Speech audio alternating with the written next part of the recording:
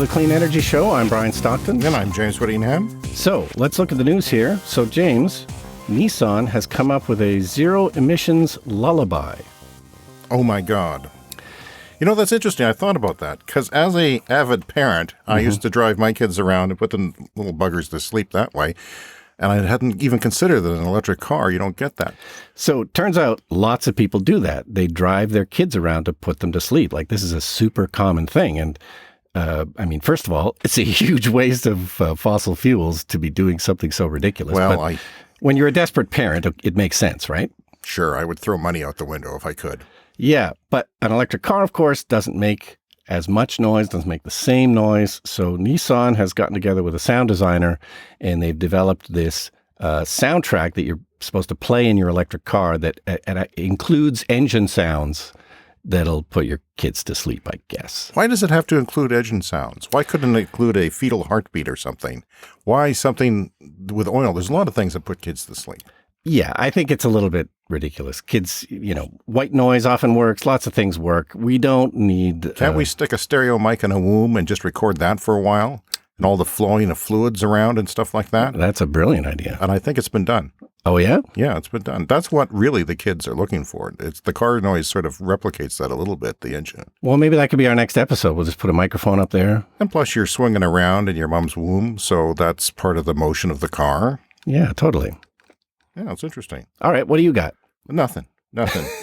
Brian, I'm concerned. You see, as an advocate for EVs in my butthole of a place in Canada, I sometimes have trouble convincing people that EVs are coming. And the big contingent of EVs taking over is price of batteries coming down. And I'm a little bit wondering, why aren't they coming down in price?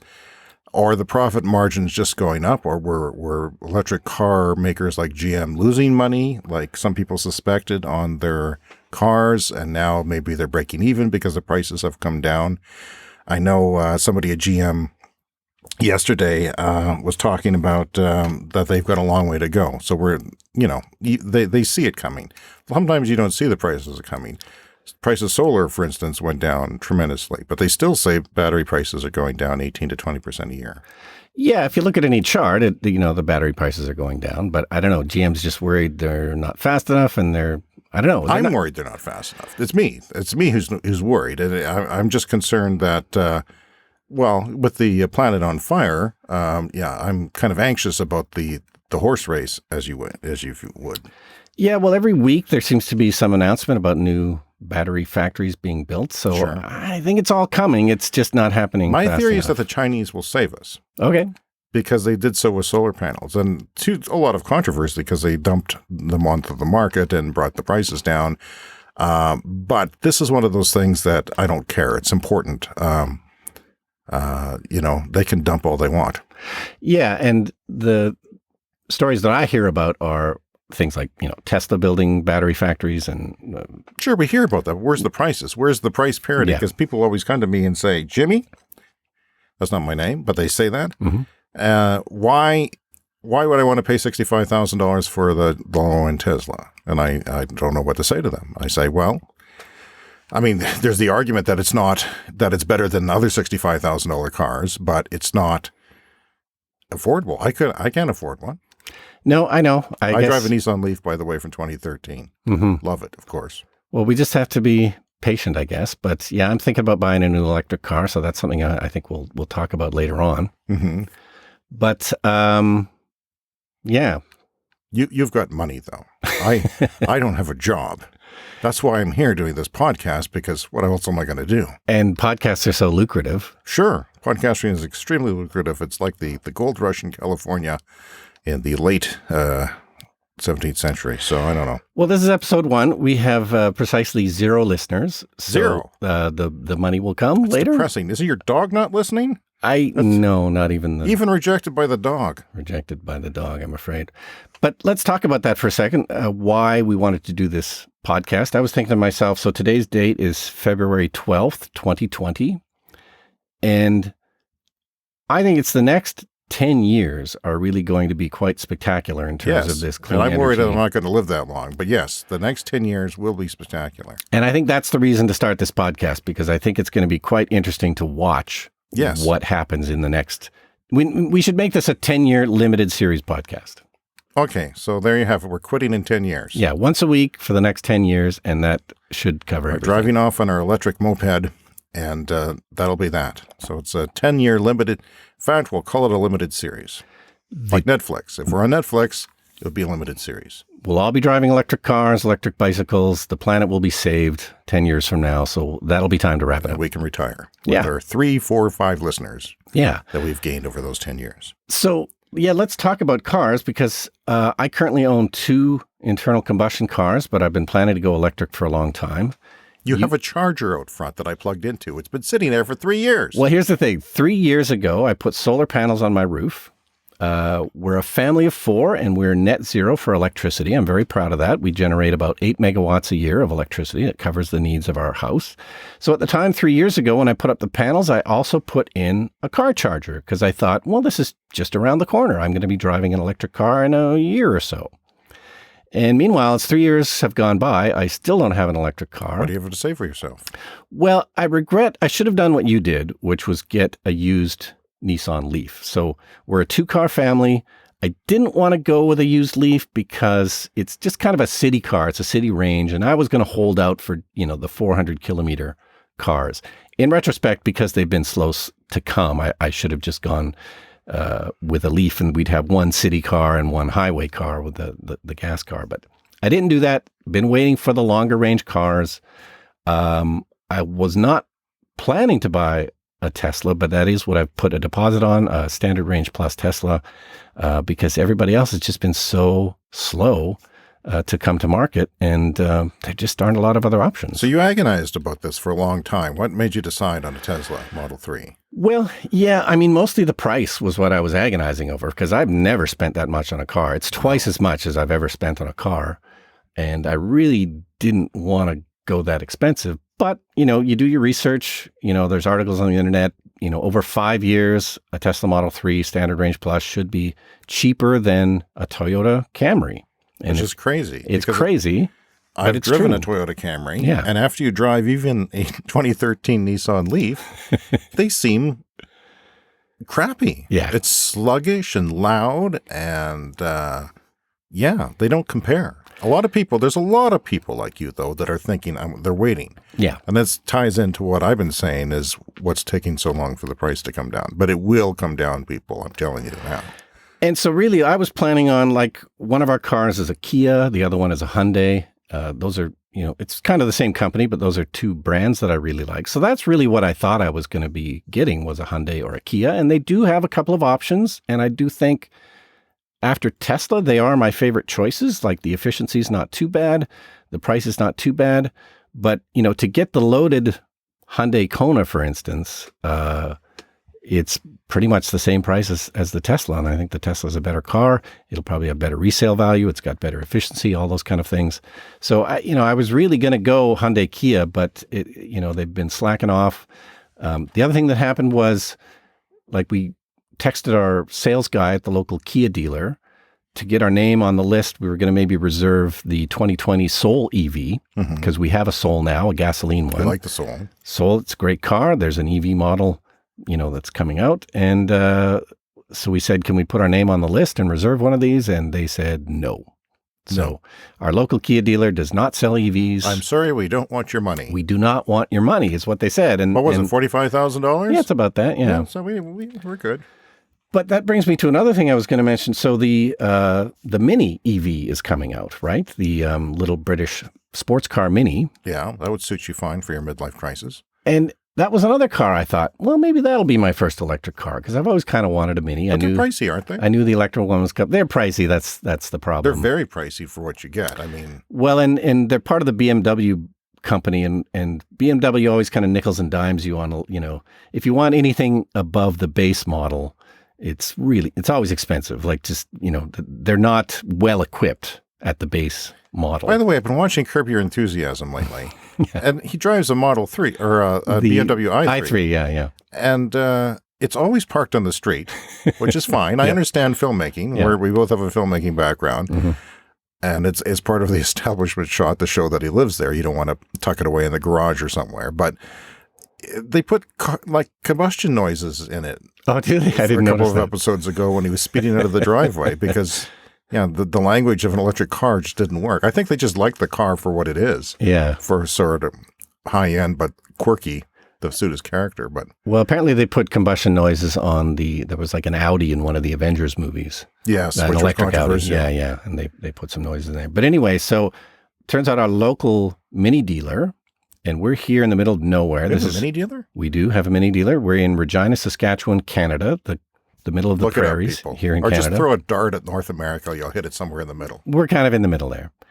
Anyway, they have one at the dealership. What? They have an electric Mini at the dealership. Are you kidding me? They just posted on Facebook, and I thought, well, that's kind of exciting. But then I thought about it again, and I realized I think that's actually a bad thing. Really? Yeah. So here in Saskatchewan, EVs are just not a thing. Like they're 0.001% of the market. Like we're very slow to adopt to electric vehicles where we are. And other modern cultural things. So on second thought, I thought to myself, if we have one at our dealership in Saskatchewan, that means there's no demand. Like if there was demand, it should be gone instantly. It should be gone instantly. But if there's demand, like places like California, where they have, zero emission regulations. Well, it's gone now. The three people are listening to our podcast. Somebody would be running out to buy one. Yes. But if there was demand for this car, they'd be selling all of them in Quebec. They'd be selling all of them in California. They'd be selling them all in Norway, in the European Union. They have one. That just blows my mind. They have one here. I suspect no one knows about them, though. I was a couple of days ago that I learned about it. Yeah. And I'm an EV guy. I have my own podcast right here. Hello. But I don't know. I hate to be a pessimist, but I think that's bad news for Mini. If there's one in Saskatchewan, that means there's no demand. Well, they're probably not planning on selling a ton of them, and they're for a certain customer. And the problem is the range. It only has 177 kilometers range, which is it's just for too the low. Price is ridiculous. Yeah, it's ridiculous. You have to want that image and that particular feel of a car. Yeah. So myself, I was not planning to buy a Tesla. I was not planning to spend that much money, but I just sort of looked at the competition. They're just too far behind. I just decided to bite the bullet. The supercharging network came to where we are, which is amazing. Exactly. It took a while. It was promised, but it's here, and it's V3. People be jealous right now. We were the last part of the Trans-Canada Highway to get superchargers, and we have them now. They're all version 3. That was another thing that made me decide to go Tesla. It's a big factor, the supercharging network. It's huge because the car I'm buying has about a 400 kilometer range, which in our cold winters will go down to 300 or possibly 200 if it's minus 40. Maybe, yeah. So on the highway, yeah. So the supercharger network is important, especially in the winter. You want to be able to charge. So, but yeah, resale value, that's another part of it. I sort of thought it's a lot of money to spend on a car, but 5 years from now, the resale value is going to be better than $10 less than you paid for it, probably. Anything out there, especially where we are, because we're not California. You can't buy a used Leaf in Regina, for instance. Oh no, it's really hard. They're gone before somebody even thinks about putting one up for sale. And if you did buy it, I imported mine from Quebec because they had various incentives out there, and I paid like $10,000 and change for it. And here, or even in other places in Western Canada, it would have been 16 because the demand for that used market is so high. And similar ones in Manitoba were going for 18 or even 20. So the used market, unless you're in a progressive place like California and other U.S. states like that, and Colorado, and we're the last place. So yeah, the used market here is going to be terrible. Somebody, maybe it'll be me, will want to take that Model 3 off your hands at a high price, I'm sure. And of course, 5 years from now, it should be hopefully capable of full self-driving. Jesus. So in terms again of resale value, to buy a new 2020 combustion car is probably a terrible idea. I think it is. And, I have one of our cars is a Prius, regular Prius, not a plug-in Prius. And we signed a 5-year lease because that was the cheapest deal at the time. And I was nervous about that. I thought, is this going to be worth anything in 5 years? But it is a lease and it doesn't really matter. But, we did almost have to replace it because of an accident. And I was worried, because I can't go out and buy an electric car. They are really expensive because we often buy what's the best value. And the Prius, when you factor in cost of ownership, was bar none, Plus it comes fairly loaded compared to other cars. Yeah. So well equipped, as they say in the automotive industry. And so it was minus 29 degrees Celsius this morning. Yes. And which is about minus 20 Fahrenheit. And that's a good conversion. How did you do that? Is it because of your advanced age? You're like 2 years older than I am, because I can't do that. Yeah, no, it's all in You're a mathematical genius. I am. That's got to come in handy. It's a Rain Man kind of thing. Really? So, you're kind of an expert now in cold weather car performance for electric cars. You've done a talk about electric 2-hour cars. talk, Brian. Electric cars in the winter. 2 hour. I said maybe I could do 10 minutes about electric cars in winter, and they offered to pay me to get at the local library. And so I overcompensated trying to reach an hour, and I ended up reaching 2 hours. And well, we talked before you started, and you said to me something like, I've got 145 slides on my PowerPoint, and I thought you were joking. But you I was not. I kept adding to them. I am an expert. I did what I didn't know, I researched. And, when I was looking for an electric car, I spent 2 months researching to buy my LEAF. And I was concerned about the winter too, but I couldn't find any information about the winter. There was very little information. I saw one story early on about somebody in the far, far north, like the Arctic Circle in Canada, whose car didn't start because it wasn't plugged in and it was below. It was minus 40 and it wasn't charged, so the heater couldn't kick in. And all Nissan Leafs after the first year, which I think only reached the States, have heaters in the batteries. So they actually are self-sustaining. And it is the best. We live in a place that gets down to minus 40 Fahrenheit and Celsius. Did that calculation myself because it's the same. And I remember that from being a kid. It's amazing that they're just fantastic. They're more reliable. They're not straining. You feel like it's, a summer day. And then you're getting into it and it's hot, yet it's not running. You can leave it in your garage with the door closed and even in your living room. And there's so many reasons. And I grew up with crappy cars all my life. Being a starving artist, I went to film school. So that tells you everything you need to know.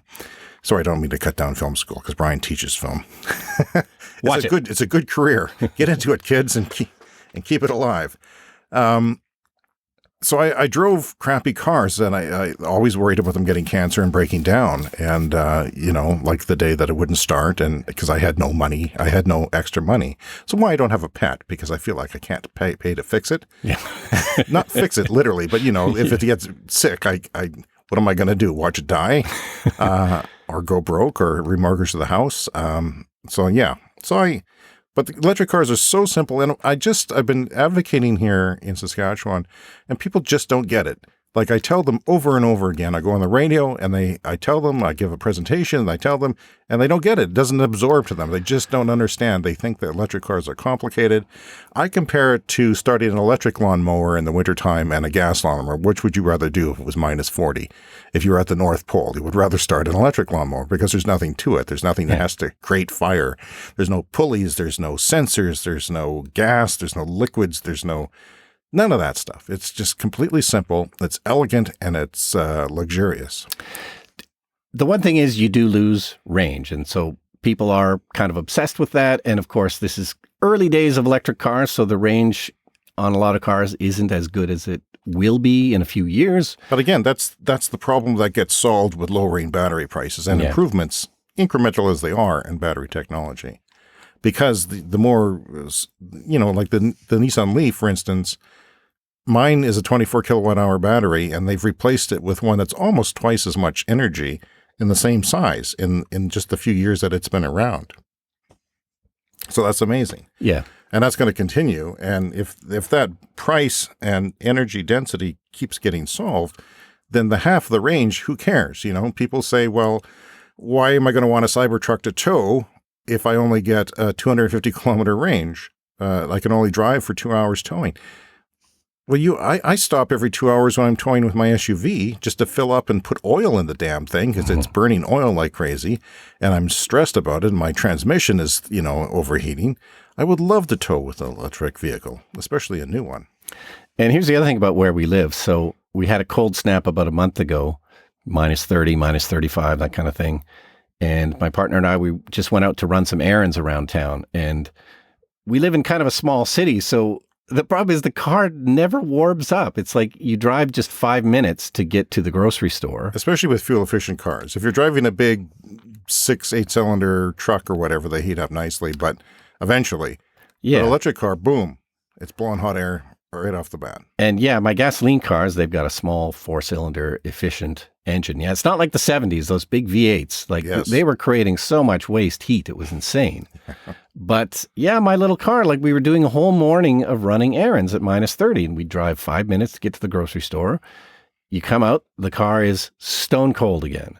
And then we drive 5 minutes to go to the bank. And again, same thing. It just never warmed up. Yeah. But with an electric car, you could actually just keep it running if you wanted to. You could just Nobody would know it would be running either. Yeah, you would just leave the heat on, absolutely. Yeah, which is great. Put it in pet mode if you're dog mode for your Tesla. No, electric cars are fantastic in winter, and I finally convinced myself that wasn't going to be an issue. But even though I knew it was an issue, I was afraid of it because when a car doesn't start in Saskatchewan in cold weather, it's because of the battery. Sometimes it's because, the gas line freezes, which is not uncommon. So they put antifreeze in the gas, which makes it actually less fuel efficient too in winter. So gas cars can be, for all the various reasons, such as denser air and rolling resistant on the roads, from slush and snow, 25% less fuel efficient, and electric cars can be 40 to 50. Yeah. So, but because you're plugging in every night, like you plug in your cell phone, even though your gas tank might be half as big, worst case scenario, you're always starting with a full tank every morning, and it's not an inconvenience unless you have a long commute. Because some people in Canada, the only people that I know or have read about who have had a problem with electric cars in Canada are those who saw, say, a new Nissan LEAF and has, say, 300 kilometers range, and they've got a 250 kilometer commute every day. They're buying it because they want to save money on the commute. In Ontario, places like Ontario, which are big metropolises, and you live in the suburbs and maybe you have to travel that far every day for a job. And they haven't been working out because electric cars are less efficient at highway speeds. They're the reverse of combustion cars. So you get less mileage on the highway at higher speeds. That's my thought on that. And yeah, it's like we're all used to, like there are lots of disadvantages to gasoline cars, but we're all used to those. And yeah, yes. you lose range in the winter, but everyone's used to that. And, it's fairly quick to fill up. So, we don't care so much. But I was on the radio last month and there was a little old lady who came on and said, I don't want my power bill to go up anymore. It didn't matter that you would save $100 a month on gas. You didn't want your power bill to go up $5 for an electric car. And that's what it would have been for my elderly mother when she was alive. Is she didn't do a lot of driving. She just went to the grocery store, the church, and the bank, the usual old lady things. Yeah. And, she was spending $50 a month, but she would not want her power bill to go up 1 penny. Yeah. That's just a big restriction. I don't know what it is with people. And again, we're used to paying $150 a month on gas. So it's nothing. And we're used to standing there like idiots in the cold, pumping the damn thing and spilling it on our shoes and then going and buying lottery tickets. I don't do that. That's stupid. I don't endorse gambling whatsoever. And then once I put down the deposit on the electric car, I started thinking about all these things differently. Like, what a pain in the ass it is to go to the gas station. And it is, because sometimes I take my wife's car there, which is rare. It's like twice a year or something. I'll fill it up. And it's like, it's archaic. Yeah. It's madness. You're putting dinosaur juice into a vehicle and hoping that it lights on fire efficiently. I was on a road trip one time to Seattle, and I was pumping the gas in the car, and I was just finishing up, and the hose detached from the pump. Are you serious? And fell on the ground, and a bunch of gasoline just spilled on the ground, and I was like, holy crap. You can't see him. He's making a shocked, scared, not me face. Yeah, and I sort of gently put the pump back on. I just finished, like it was full, and I put the cap back on. Very sitcom-y reaction of you, by the way. Well, I told the attendant, and he was pretty shocked as well, but... Yeah. it all could have blown up, and we don't think of that as a disadvantage. No, and you could smoke while you refuel your electric car. That's right. Smoke away, people. Yeah. Well, that's not healthy either. But yeah, you could if you wanted to. Hell, you could light firecrackers, which I used to do when I worked at a gas station. Oh, is that right? Yeah, they didn't like that. Well, I wouldn't care for that either, I don't think. No, I was 20 and very stupid. Boys mature slowly. Yeah. So what do you think of the studio here? This is the fallout shelter in my house. Yeah, you've got a bomb shelter in a 1950s house, and you've set up a recording studio here. The sad thing is that if there is a nuclear war or something horrible happen, we're going to survive. I'm not sure I want to survive. Well, we can still do the podcast. Well, yeah, but who's going to listen? Well, we'll work that out. I mean, no one's listening now. Attention, survivors. Yeah. We'll send out a beacon. We'll be the emergency beacon. But there's a few key features of the bomb shelter. One is that it's cold and dank. Cold and dank, yes. The other is that these chairs are really uncomfortable. Very uncomfortable. But hopefully that helps us to move things along. We don't blather on for too long. I'm already thinking, when's this show going to be over? My ass is killing me. We got to wrap this up. It's painful. Painful. Anyway, what are we going to do in future shows? We're going to talk about basically what's been going on. Every week there's a lot of news stories, and we'll just have a conversation about it. I sort of equate it to like a sports commentary show where we just discuss stuff. Yeah. Have fun talking about it. And we're entertaining people, I guess. Sure, we're entertaining people. You're entertained, aren't you? Yeah. Ed? Or whoever you are? Okay, we'll start with targeting people named Ed. Sure, and we'll work our way out to Eduardo's. Can you speak Spanish? No, I can't. What? No. Oh, I can't either. No.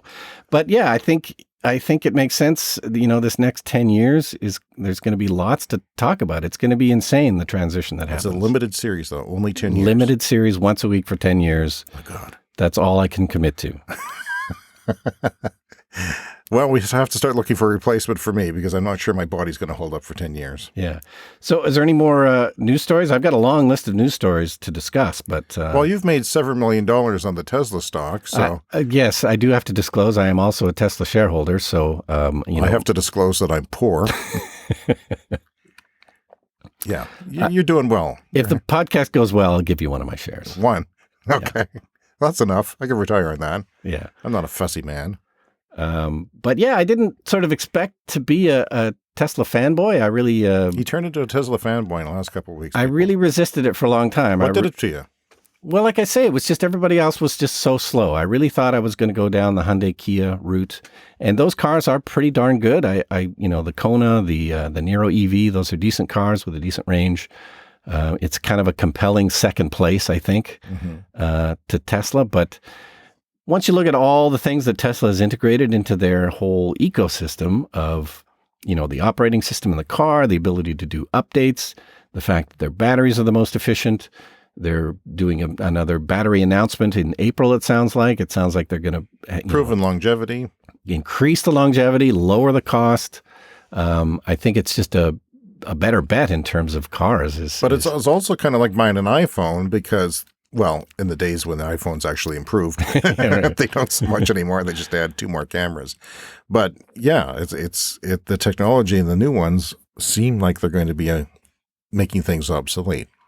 And yeah, there is that concern of, with electronics, it's like, do I buy the new phone or do I wait for the next one? So there is that concern with Tesla or any electric car. It's like, well, should I buy now? Should I wait for they will improve, they will get better, and they will get cheaper.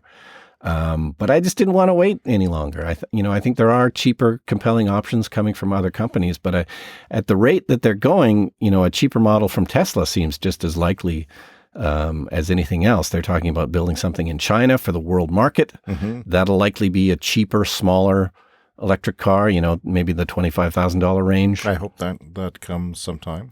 Yeah. I mean, Volkswagen is, I think, seem to be spending the most money. Volkswagen seems very committed to EVs, but, none of those have materialized yet. But I don't know. It's going to be fun to watch. Yeah, it's going to be exciting. So stay with us for 10 years. Yeah, so we'll release on Thursdays, and this is the Clean Energy Show, I guess. We'll see you next week.